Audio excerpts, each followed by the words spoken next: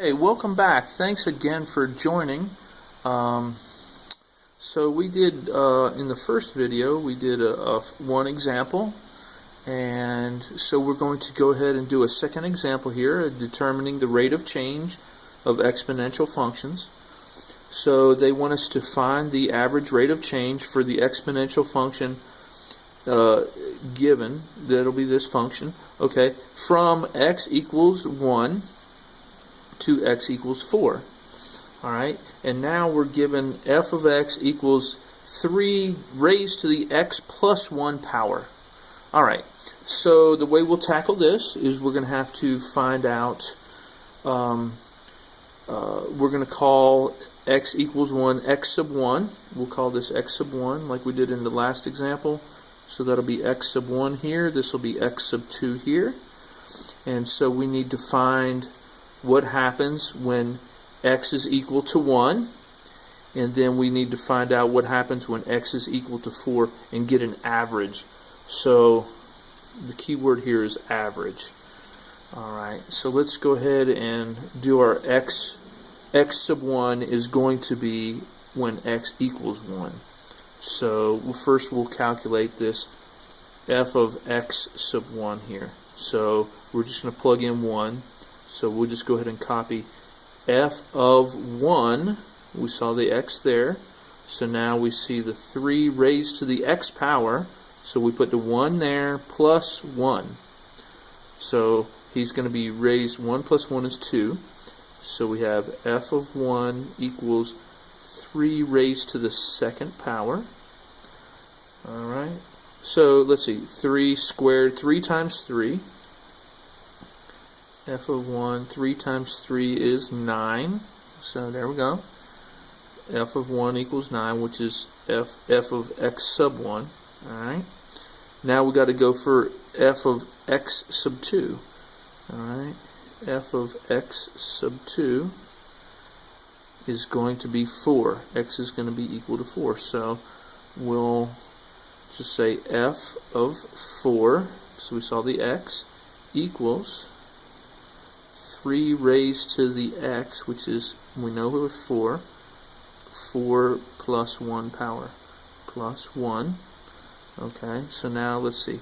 F of 4 equals 3 raised to the 4 plus 1, 5 power. 3 to the 5th power. Okay, so, well, let's see what we're going to do here. Okay, well, 3 times 3 is 9, times 3 is 27, times 3 is, I think that's 21, 3, 6, 7, 8, is that 81?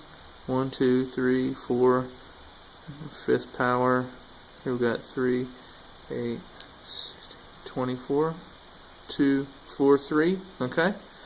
So f of 4 equals 243. Alright? And then we're going to plug it into our formula. Remember, our formula is going to be f of x sub 1 minus f of x sub 2. So it's the change in the output divided by x sub 1 minus x sub 2, the input. The change in the input. So basically, you can think of this as delta y over delta x. We're just not dealing with linear functions anymore. Okay. So let's see. So we had 9. F of x sub 1 is 9. So we're going to plug in 9 right here. 9 minus 243 here. 243. Divided by our x was 1 minus our other x was 4. Okay. So here we have 243.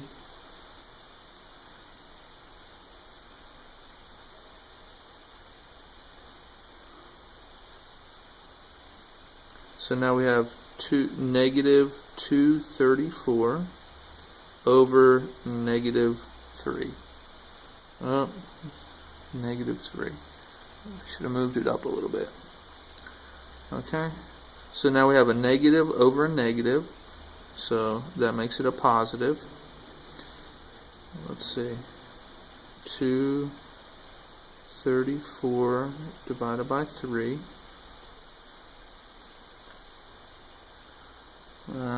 Let's see, can we do anything with that? Let's find out. 234, 23. What if I do 7? 7, 14, 21? 21, so that'll be 24. 8 times 3. Is that going to be 78? 78. So what we end up with eventually is going to equal 78. 78. So we would write our sentence as the average rate of change. Well, here, let me write it out. Okay, so if I were to write this out, my sentence would read, the average rate of change in f of x equals 3 to the x plus 1 from x equals 1 to x equals 4 is 78. Okay, so hopefully that's helpful, and we will look forward to seeing you on the next section.